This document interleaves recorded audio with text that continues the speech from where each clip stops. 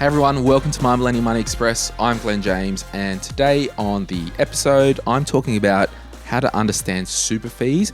I'll be covering what are not fees in the super fund, the types of fees, how to work out some fees, some old fee structures that are out there, and some considerations that you need to be aware of when comparing your super fees. Now, for those watching on the YouTube, it's Glen James. It's not the My Millennial Money channel, and I will have my iPad for some of the fee discussion, but I really think it will be okay if you are just listening in your car or on your morning walk about fees. So where are we going to go? So what are not fees? So a lot of the time when people say, I'm paying X amount of month in terms of super fees, and I can see the tax come out and the insurances and the member fee. So the insurance premium that you pay in your fund for any insurances inside the fund, that's not a fee for when comparing your super fund, because it can be taken out. And you might be paying more because of your age, because of your occupation, because of your smoker status, whatever. So you can't use insurance premiums when comparing fees. That's just an add-on because you can always get different insurance to the fund that you're in. So number one, you've got to strip that. And also the contribution taxes are not fees. So you might see on your super statement that there's a tax that comes out. So every time that your employer puts money into your super fund, the super fund takes 15% tax from that contribution, and that's called a contributions tax. And that's why, long-term wealth management, it's sometimes better off for you, and sometimes probably most of the time, to put money into super because you're paying less tax on that money. But that's another episode. So insurances and taxes are not fees that you can use in a comparison between your funds. So there are basically three types of fees. And I might grab the iPad because I'm going to draw this, and I want you to picture this like a fruit bowl, okay? So we'll pretend that your super fund is a fruit bowl. Now, there are generally an admin fee, a member fee, and an investment fee. They're the three main fees that you'll need to compare super funds. But if your super fund was a fruit bowl and you wanted to put some fruit in that fruit bowl, and we'll use the analogy that the fruit that you're putting in are different investment options. So you might say the apple is the Australian shares fund only. The banana is international shares, and the pear is a blend, and it's the super fund's default balanced option, okay? So regardless of what fruit you put in your fruit bowl or what investment options you have in your super fund, there is a admin fee and a member fee, okay? So that's just the fee for rocking up and wanting the super bowl, the fruit bowl. So the admin fee is generally a very small percentage-based fee, and that could be 0.10% or 0.10%. The member fee is generally a weekly dollar fee, which is, we'll just assume, $1.50 a week. So if we've talked about two fees. We've got the admin fee, which is 0.10%, and we've got the member fee. And I don't know why super funds bloody do this. They just need to have the one joint fee for this, but that's another discussion. And it could be $1.50 per week or $78 per year, okay? So and we haven't even put fruit in. So if you put $10,000 into a cash option that didn't have an investment fee, you would still pay these fees based on rocking up and using the super fund. The third main fee is the investment fee that I've talked about. And again, we'll just assume that we're using a pear, and I can't draw a pear, but in our fruit bowl, we've got the pear, and we're using a balanced growth fund or something like that the super fund has a mix of different options. Now, that will have a fee because inside of that pair, there's different components and there might be different fund managers. There might be some internal control mechanisms between those fund managers and the super fund that they might charge a fee. So the investment fee is generally made up of 3 fees. So within that investment fee, the growth option, it might be 0.67% as the investment fee. So we've got the investment fee of 0.67 that we've paid because we've chosen that investment option, be it the pair in the fruit bowl or the balanced growth fund or whatever that option is within the super fund. We've got the admin fee of 0.1%, which everyone pays regardless of the fruit or the investment options. And then we've got the member fee, which is a nominal weekly amount, okay?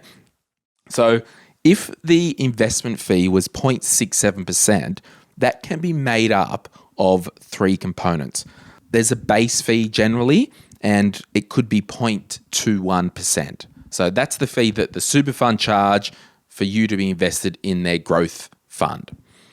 There are sometimes a performance fee, which means some fund managers, so the super fund within that investment option might pay other fund managers to manage money, and there could be some relationships there to say, if we achieve this goal, we want a little bonus for achieving that goal, and that's a performance fee, and that could be 0.02%. And then we've got an indirect cost ratio fee or an ICR, which could be 0.44%. Okay, now that fee is a fee that's passed on because within the pair option, there could be a variety of different fund managers, and some of those managers have their fees. So it's kind of a flow through, okay? And this is not straightforward if you're just starting to look at super. But in total, we'll say the investment fee is 0.67%. It might also be called an MER or a manager expense ratio. And this fee is one that's not listed anywhere on your statement. And this is the trap. So on your statement, it could say you're invested in the growth fund, and then the fees for your account are 0.1 and $1.50 a week. So those fees will generally be on the statement. But the 0.67, which is made up of the 3 investment fees, are paid before the return. So if your super fund gives you a return, your balanced fund over the last 3 years has performed 5%, as an example, that fee is going to be after tax and after the 0.67 fee. So if we gross that fee up, forget about tax for a moment, if we gross it up, that return is actually 5.67. That's the return, but we've got to take away 0.67, which is the investment fee. So to really strip it down, there are 3 main fees to each super fund, being the admin fee that everyone pays for just rocking up and putting money in the fund. There's generally a member fee that everyone pays, which is usually $1 a week or whatever that might be, and then the investment fee. So one of the considerations is you can't ask your friend, hey, what are you paying in super fees? Because even if you've got the same super fund, they could have a different investment option, so you really can't compare. And it's just not straightforward, is it? And the more I try and explain this, the more I think, gosh, how do we make this as an industry that it's easy? And I don't know what the answer is. So a couple of considerations when you are comparing fees or super funds. Number one, you've got to do like for like. And the problem with some of these comparison websites is, I'll use 2 examples. Sun Super, who sponsor and support My Millennium Monthly podcast, they might have a fee of 0.67% of the growth option. Australian Super down the road, their growth option might have a fee of 0.70%. So that's well and good that on the face value, Sun Super looks cheaper, but you've got to work out what's inside the option. Now, it could be that Fund A might have a 30% allocation to international shares, where Fund C might have a 25% allocation to international shares. But what you need to do is realistically make sure the overall asset allocation with growth and defensive, and every product disclosure statement for each fund will tell you the total amount of growth, which is shares, property, alternate assets. It could be some speculative hedge fund stuff. It could be, international shares, Australian shares, all that growth assets that are high risk but grow more over the long term. You really need to make sure that your asset allocation is like for like. So you can only compare the fees of the Sun Super Growth Fund and the equivalent fund with Australian Super if they've both got the same allocation to growth assets, because it costs more money to manage shares than it does to manage cash. So there was a bank that set up a super fund and they were really cheap in terms of the fees. Everyone was like, oh, we're going to use this over here. But like 40% of the portfolio was cash and fixed interest. So of course it's going to be bloody cheaper because they're not investing most of the money.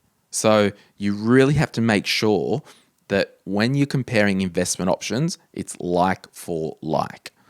And likewise, you can't ask your friend how much are they paying, because what if they've got two investment options? What if they're using a growth option and 20% of their fund, they might have a high risk international shares option? Of course, it's going to be different. And this speaks to when you're doing your own comparisons, you have to weight the investment options, as in scales. So you have to work out if your fund has $50,000 in it and you've got 20% of the money in a high risk international shares and 80% in the balanced option, you have to get the investment fee and work it out based on the 20% option and then the fee for the 80% option, and add them up together, and that's your total investment fee. Now, another consideration, you can't compare fees based on dollar figures. You have to do it based on percentage. So I've just used the Sun Super Balanced option, and I've assumed that this person has $23,000.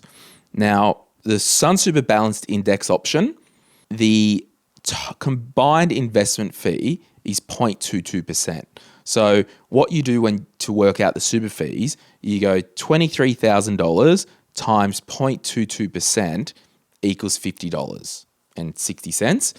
Then the admin and member fee, we have to go $23,000, because that's our super balance, times 0.1%, which is $23.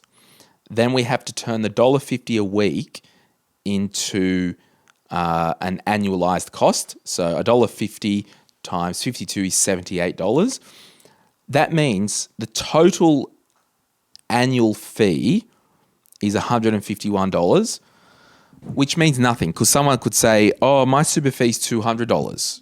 They could actually have a cheaper super fund than your $150.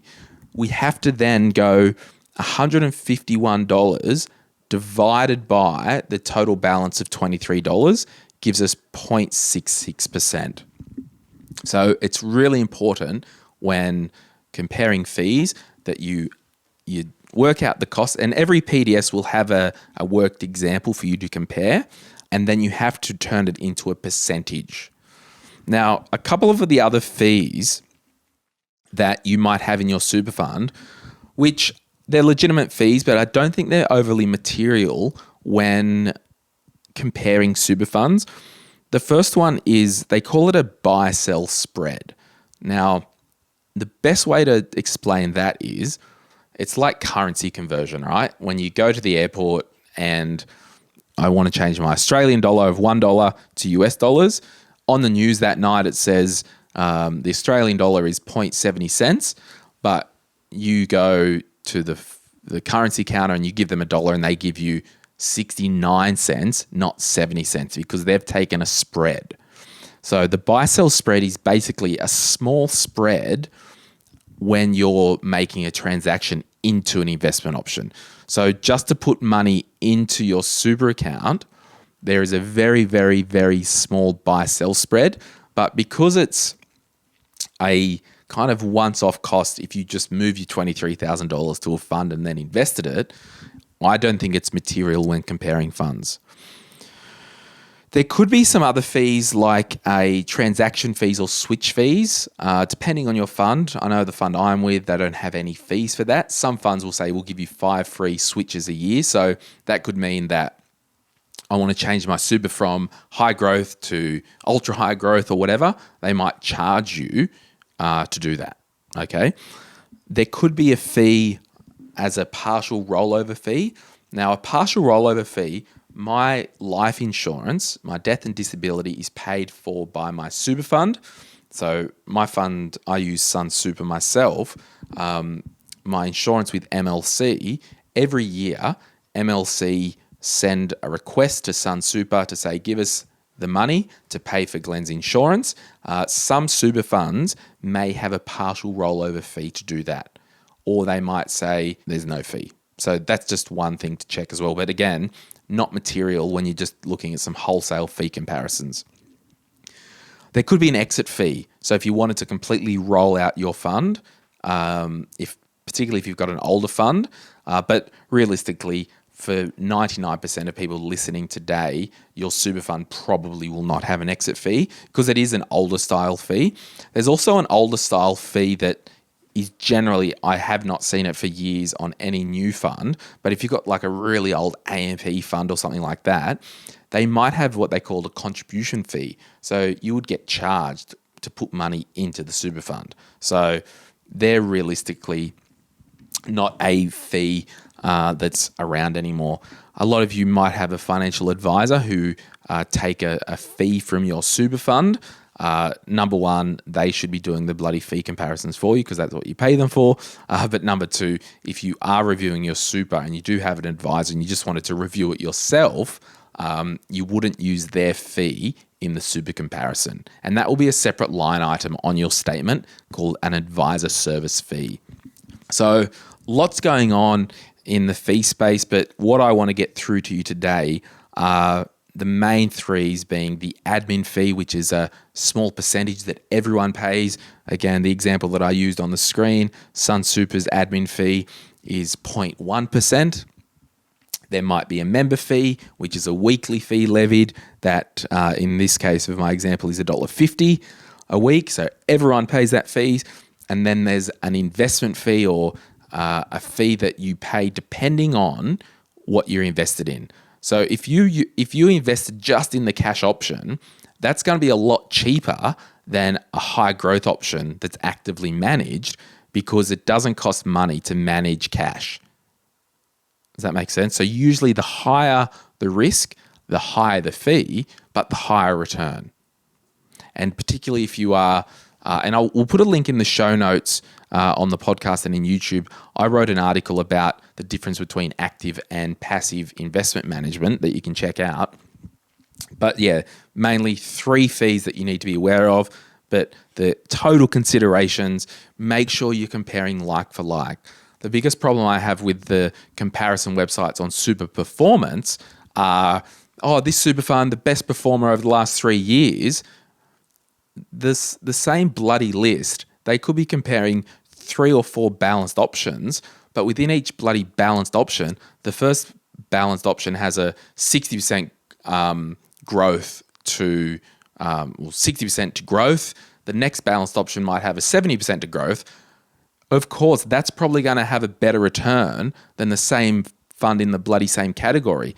I really think the government need to say, if you're calling it a bloody balanced fund, it has to be this percentage so we can compare. Also, high growth. What does that mean? One fund might say, we've got a high growth fund that's 90%. allocated to growth, and the next fund down the road could be 90% high growth. So this is a bugbear of mine, that the government do not have standardized terms across the whole industry. So it just shats me to tears, to be honest, because there are some providers that, a true balanced fund, you would think, is 50% growth, 50% conservative. It balances.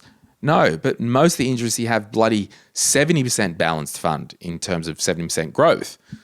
To me, if you had a scale and you put 70% on one end and 30 on the other, the bitch doesn't balance. So it's just unbelievable. Anyway, I'm getting fired up here.